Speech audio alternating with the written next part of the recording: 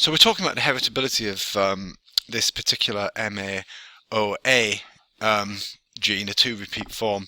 Um, there was quite a lot of excitement about this because the particular um, ethnicity of people called the Maori, who until fairly recently, were the kind of dominant form of humans in New Zealand, and they, again, until fairly recently, it was a fairly warlike existence, began a bunch of warring tribes, kind of continually raiding each other and fighting each other. Um, and this title of this slide, Once We Were Warriors, is the title of a film made about these individuals and the struggles that they had living in the kind of, quotes, civilized life in New Zealand. Essentially, they tended to be dumped into the kind of poorest areas of New Zealand and have the worst jobs, which led to kind of all kinds of problems with alcoholism and so on like that. Interesting film. But until recently, these people were particularly warlike, and this was evidence, the fact that these individuals seem to have a higher representation of the 2 repeat form in this kind of thing, which predisposed them to kind of violence, may be evidence for the fact that this was an adaptation to help in the past, when we were where warriors would have been more important possibly than they are now. So this was seen as evidence for the fact that this may have been that this 2 repeat form of the gene may have actually been adaptive in helping societies to protect themselves.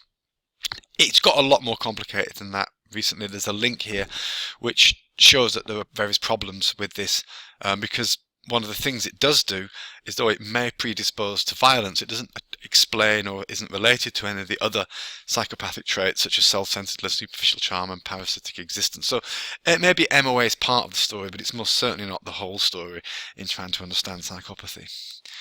So psychopathy can be thought of as a kind of Batesian mimicry. This is a hoverfly, and the reason why the hoverfly is striped is to protect it. It resembles superficially other black and yellow striped animals such as bees and wasps, which contain stings, and these black and yellow stripes are usually, to other animals, signal that this is a dangerous creature. The hoverfly contains no sting, but what it's doing is mimicking animals which do contain stings in order to prevent potential parasites such as birds from preying on it, because the birds see the black and yellow stripes, think, oh, there's something with a sting in it, I won't attack that because I don't want to get hurt or killed, so they tend to leave it alone. So this is what's called Batesian mimicry, and it's a kind of free riding strategy. The hoverfly has no sting, so it's kind of has the benefits of the coloration like a wasp has, without paying the cost of having to have the metabolically costly sting attached. So it's free riding upon the fact that there are other animals which are similar colour which do have stings, so that it can get by and be more likely to survive. And the argument here is that psychopaths look like people, but they're not really people in the kind of human sense. They live an exploitative strategy, and people think that when they're being exploited by psychopaths, that the psychopaths are going to return the favour, or they're genuine and they mean it, but they don't. They just use this as a way of manipulating other people. But it only works if psychopaths are relatively uncommon. If the number of psychopaths started to increase in the population due to their effectiveness, then people will start to become more wary. They put their guard up. They will want a kind of higher standard of proof that someone was genuine, because being exploited by a psychopath is becoming an increasingly common event.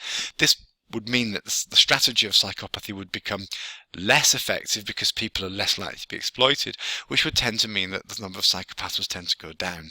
So this is the thing called the frequency-dependent selection, that individuals can only thrive if they're relatively uncommon. So this is a strategy, a slide which just explains all that. The strategy only works when there are relatively few, 1 to 2%, but in fact, if they rise above this, people become more guarded, more cautious.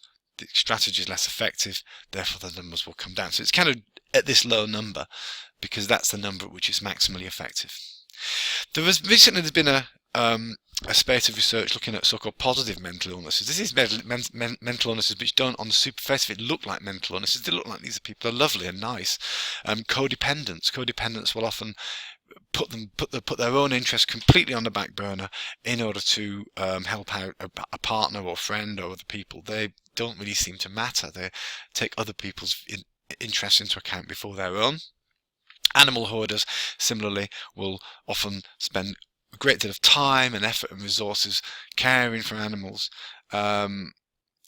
even to the extent of putting themselves at risk, their lives at risk, their livelihoods at risk, and maybe some of their, letting their family live in insanitary conditions.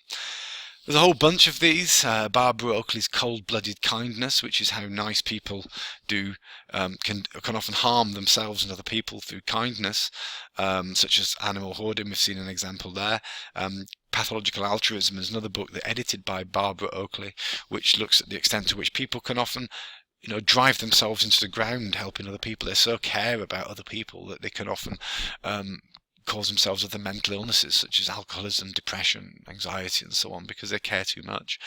So there's a whole bunch of things which are saying that maybe there is a problem with being too nice. So pathological altruism is an excessive niceness could be a bad thing. Codependency would be an example of that. This has been linked to eating disorders and animal hoarding and so-called pathological caring. This is where somebody can, you often find people who work in, not everybody, but sort of people who work in a care sector will have this, that they care so much about their residents that they will spend very little time and effort on themselves. They're spending all their time, effort and resources on others. So they're really disadvantaging themselves in order to help others, which is the opposite of psychopathy, where an individual will disadvantage others in order to help themselves. So to summarise, we can't say that all illnesses are illnesses. Sickle cell anemia is an illness if you've got heterozygote. If sickle cell anemia is an illness if you've got 2 copies of it, if you're homozygous for that gene, but if you've got 1 copy of that gene, then it's no longer an illness. So there's an issue in here that we have to look at the illness at the level of the gene and work out how the gene is benefiting from that rather than just looking at the level of an individual. Some hypotheses suggest that certain mental illnesses might be adaptive, but it seems more likely to be a combination of factors. So maybe we saw with depression and anxiety that it could be a combination of some kind of loss of social status, which is a perfectly natural thing to happen in hierarchical species such as humans, vervet monkeys, baboons and so on.